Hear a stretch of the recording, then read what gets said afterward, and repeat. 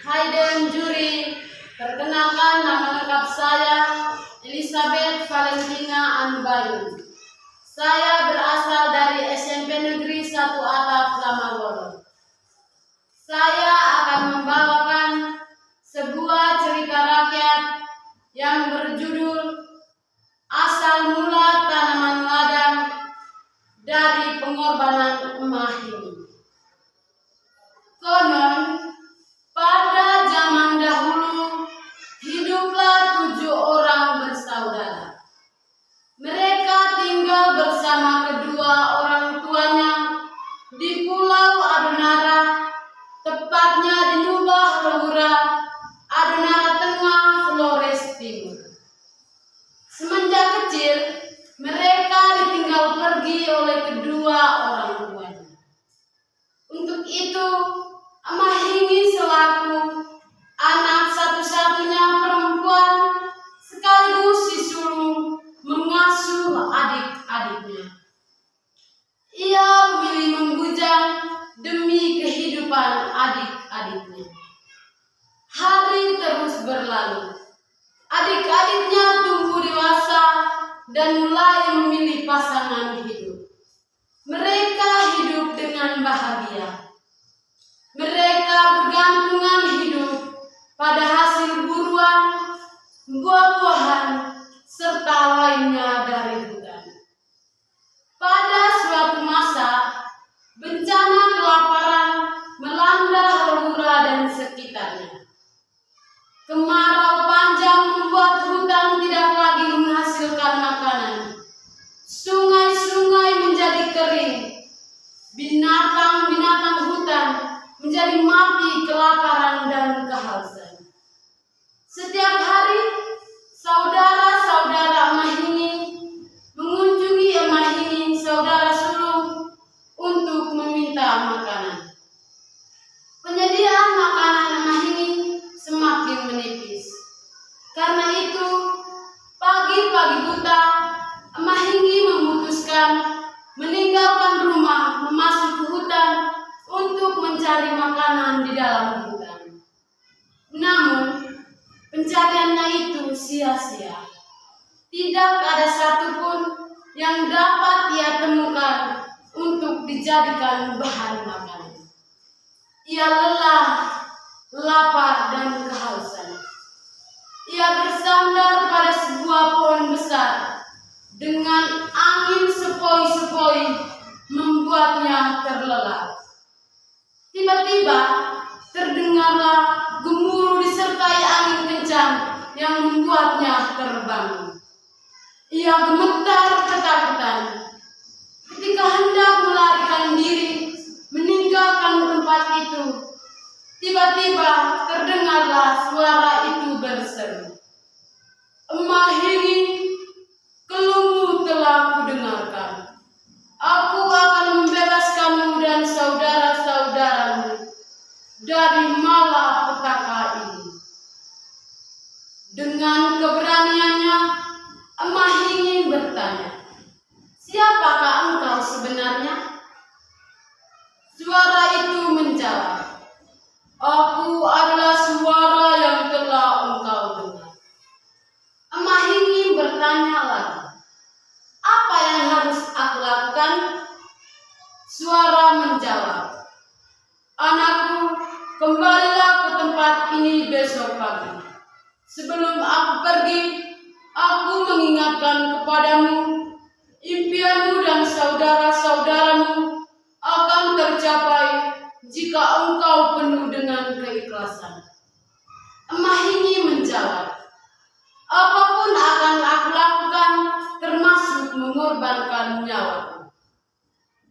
Kata suara itu, "Baiklah, aku pergi sekarang." Emah Ini kembali dengan penuh semangat. Ia berharap waktu cepat berputar sehingga secepatnya ia bertemu dengan suara itu lagi. Keesokan harinya, ia tiba di hutan. Beberapa saat setelah ia tiba, terdengar gemuruh disertai angin yang kencang. Tiba-tiba terdengarlah berseru, "Anakku, apakah engkau sudah siap?"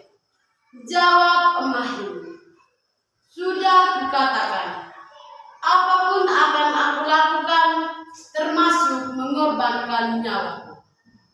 Suara itu menjawab, "Baiklah, bencana ini akan teratasi hanya dengan satu cara, yakni pengorbananmu.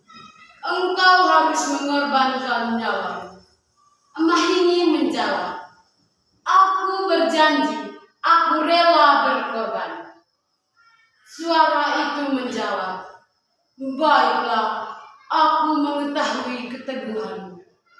Katakanlah kepada saudara-saudaramu untuk membangun sebuah mezbah di tengah ladang yang sudah dibersihkan itu. Pagi-pagi buta, sebelum fajar menyingsing, darahmu harus sudah mengalir di tengah ladang. Untuk itu, lehermu harus digorok. Saudaramu laki-laki yang sulung atau yang bungsu harus melakukan hal ini." Jawab Mahini, "Terima kasih suara yang agung. Aku akan melakukan apa yang telah engkau katakan." Suara itu menjawab, "Baiklah, aku pergi sekarang."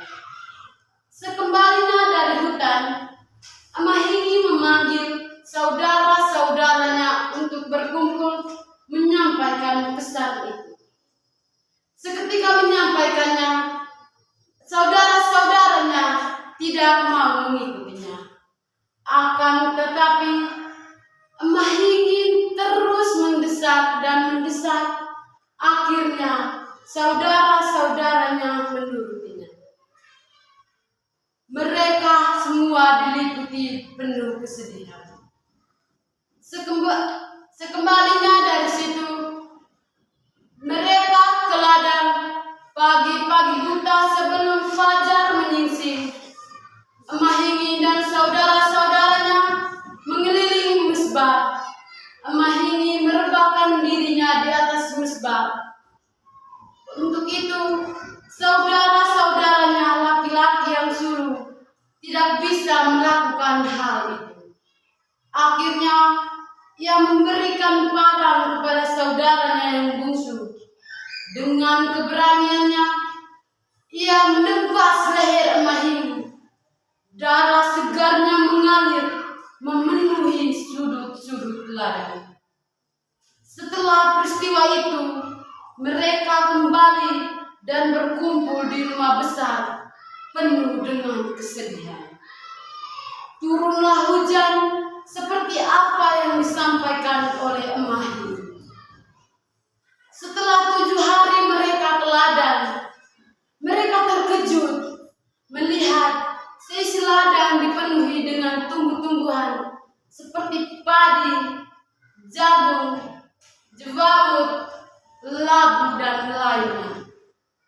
Mereka bersujud dan bersyukur dan berjanji akan membalas pengorbanan saudaranya Mahini dalam ritual membuka kebun hingga memanen hasilnya.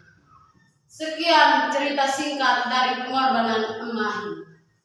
Sekian dan terima kasih.